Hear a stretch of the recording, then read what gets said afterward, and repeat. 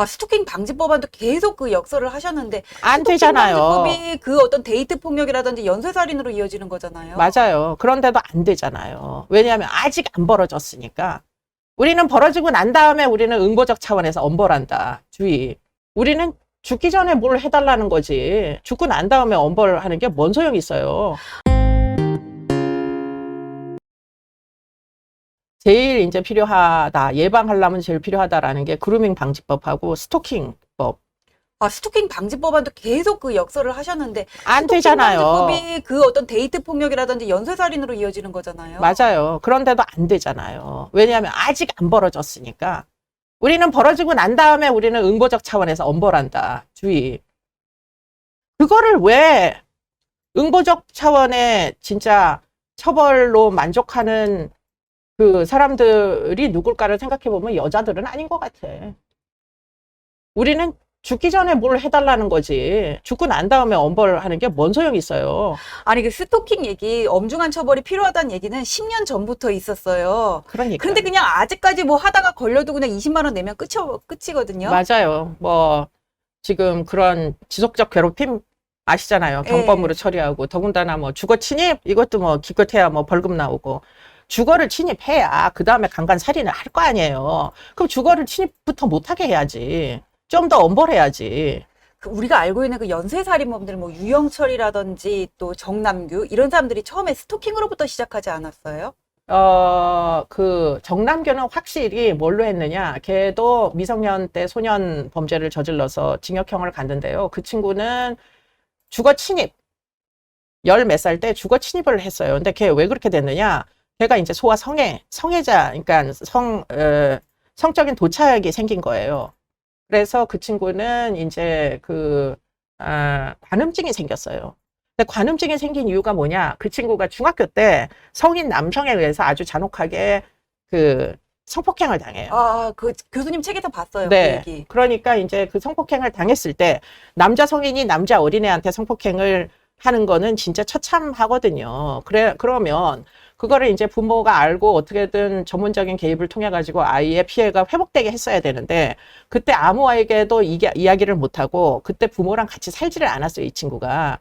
그래가지고 그게 발고가 안 되고 그것을 극복하는 과정 중에 본인은 본인대로 성도착이 생긴 거지. 그래서 관음증 때문에 주거 침입을 주로 했어요. 그래서 주거 침입해서 여자들의 속옷 이런 것들을 막 훔쳐오기 시작했는데 그래서 걔의 첫 번째 전과가 뭐냐면 가택 침입 절도예요, 절도. 근데 절도를 한 목적이 금전이 아니잖아요. 훔쳐온 물건을 보니까 전부 여자 물품들이잖아요.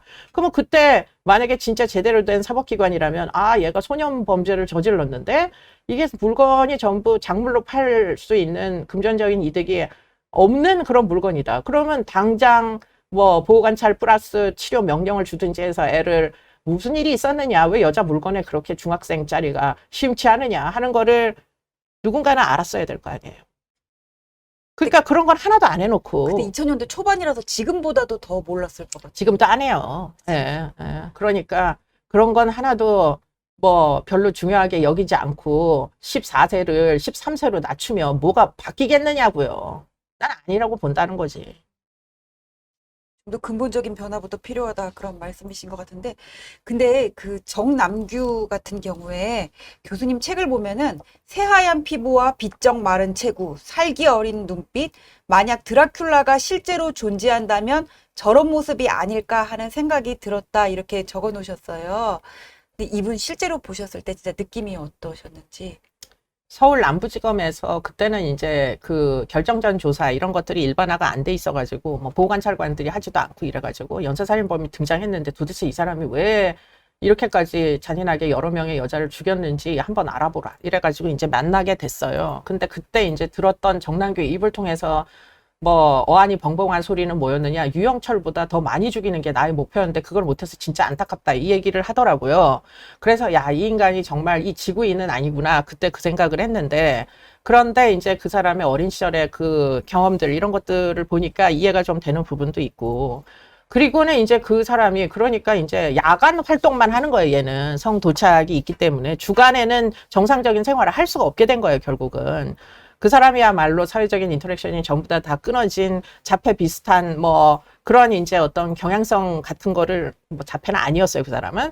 그런데 이제 가질 수밖에 없잖아요. 그래서 결국 뭐 야간에만 활동을 하니까 당연히 피부는 하얄 수밖에 없는 거고 제대로 된 하루 세끼 뭐 근로하면서 먹지 않으니까 피골이 상접한 거고 그래서 야간만 되면 이제 온 동네를 대중교통을 이제 보통 1번 그 지하철을 많이 타고 다녔어요. 지하철을 타고 정처 없이 돌아다니다가 그 안에서 뭔가 이 자신의 호기심을 끄는 여성을 발견하면 무작정 쫓아가가지고 둔기로 결국은 살해하고 그 가택 침입, 주거 침입해서 얘는 이제 했기 때문에 그러고는 뭐 집에 불을 지른 적도 있고 뭐 이래가지고 도주하고 뭐 그런 일들이었죠. 더군다나 너무 흥미로웠던 건 그래서 문을 따고 들어가는 기술이 보통 있잖아요. 네. 예. 그래서 문을 따고 들어갔느냐 이렇게 물어봤더니 자기는 문을 딸 줄 모른대. 어떻게 들어갔어요? 열려 있는 데만 들어갔대. 아, 그러니까 진짜 그 준비가 안 됐구나. 그러니까 좀 특이한 사람이었어요. 응. 근데 얘들이 노리는 어떤 피해자들 있잖아요. 공통점이 있을까요? 뭐 피해자 학이라는 학문이 있어요, 실제로. 그러면 이제 피해자의 피겨에 대한 연구도 하거든요. 근데 사실은 모든 범죄는 피해자 때문에 발생하는 건 아니에요. 그런데 이제 그런 연구들에서는 뭐 아무래도 방어 능력이 떨어지는 사람, 방어 능력이 떨어지게 생긴 사람, 그리고는 이제 그 사람들이 원하는 어떤 타입이 있지. 나 같은 사람은 안 쫓아다녀. 일단 그들이 원하는 타입이 아니야. 그러니까 이제 그렇게 뭐 정남규 같은 경우에 여리게 생긴 아주 가냘픈 뭐 젊은 여성들, 어린 여성들. 근데 왜 얼마 전에 그 한 시사 다큐에서 반영된 뭐 신정동 엽기토끼 살인 사건이라는 게 있었어요. 네네네. 그 사건은 미제예요. 범인 안 잡혔는데 그 죽으림을 다해서 도망쳤던 어떤 피해자 얘기를 들어보니까 자기는 그냥 사람들 많은 대로변에서 이렇게 지하철 입구 나와서 걸어가는데 갑자기 이렇게 흉기를 옷 안으로 들이대면서 자기 집으로 끌고 갔다는 거거든요. 만약에 젊은 여성들이 그런 상황이 생겼을 때 거기서 이렇게 소리 지르고 주위에 도움을 요청하는 게 맞을까요? 만약 그래도 자기 진짜 찌르지는 않을까요? 좀 그런 생각이 들었어요. 그 연구물 중에 이거는 오래된 연구인데 제가 봤던 어떤 연구물 중에 이런 이제 그래서 저항 살인 피해자들을 연구했는데 살인이나 살인 미수. 그런데 저항을 하는 경우가 저항을 하지 않는 경우보다 목숨을 건질 가능성이 더 높게 미수에 그칠 가능성이 더 높게 그렇게 나왔다고 그 논문에는 쓰여 있더라고요. 그러니까 수단과 방법을 안 가리고 저항하는 게 다치더라도 치명상을 입을 가능성은 떨어진다는 거지. 그래서 우리가 요번에 그 지난해에 박사 논문이 하나 나갔는데 그게 뭐였느냐면 여성의 살인 사건, 여성이 피해자가 된 살인 사건을 2017년도, 8년도, 9년도 판결문을 다 분석한 거예요. 그래서 거기서 그 몇백 건인지 그 총수는 기억이 안 나는데 여하튼 그래서 결국에는 여성이 이제 치명상을 입게 된 살인죄가 적용된 300건을 궁극적으로는 이제 추적을 하게 됐어요. 치사 같은 건 아마 다 뺐던 것 같고. 그래서 300건 중에 스토킹이 있었던 사건이 보니까 한 40%가 스토킹이 다 있어요. 판결문에 다 쓰여져 있을 정도의 쫓아다닌 다음에 죽인다는 거지. 그러니까 만약에 스토킹 방지법이 있으면 일단은 이 여성들은 죽지 않았을 수도 있다. 이런 얘기가 되는 거고 또 흥미로운 거는 그 중에 경찰에 스토킹 때문에 살려주세요라고 신고했던 사건들이 있어요. 그 신고했던 사건들과 신고를 안 했던 사건들을 비교해 보니까 신고를 했던 사건에서 살인 미수가 더 많아. 신고를 안 했으면 이제 살인 기수가 되는 거고. 그렇죠. 그러니까 신고를 하고 어떻게든 경계심을 갖고 그 주의를 하고 이러면은 살인도 면할 수 있다 이런 얘기가 되는 거잖아요. 그것과 함께 이제 경찰의 개입이 결론적으로 경찰의 조기 개입이 필요하다 이런 얘기가 되기도 하는 거죠. 경찰이 별로 조기 개입을 안 하는 것 같아요, 보면은. 그러니까 법이 있어야 된다니까.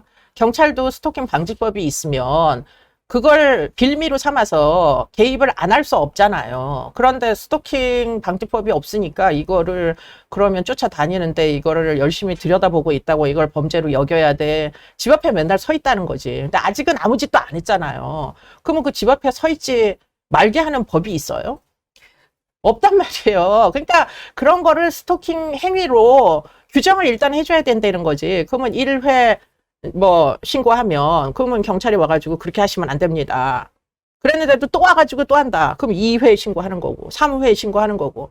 그래서 상습 스토커가 되면 그 다음에는 법적 제재를 할 수 있게 이렇게 법을 만들면 큰일이 터지기 전에 어쨌든 개입이 될 거 아니에요.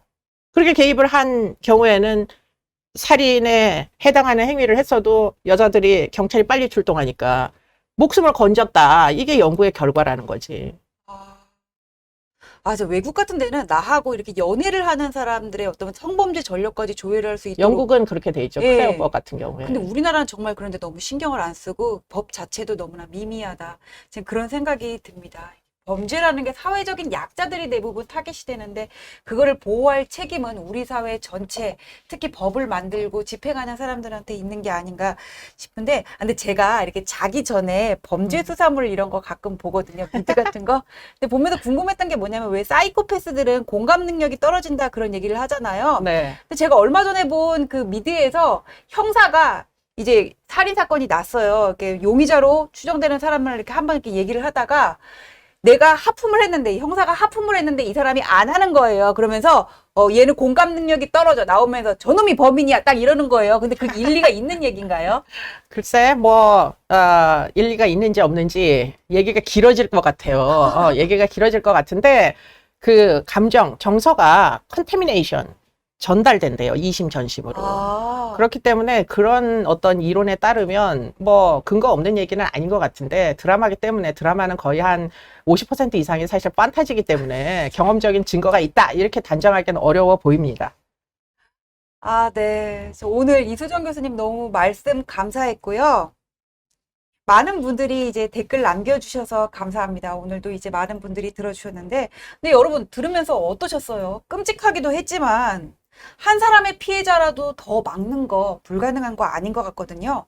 우리 안전 그냥 경찰에만 맡길 건가요? 국회가 제대로 일은 하는지, 판결은 어떻게 변하는지 우리 눈 부릅뜨고 같이 모니터링 하자고요.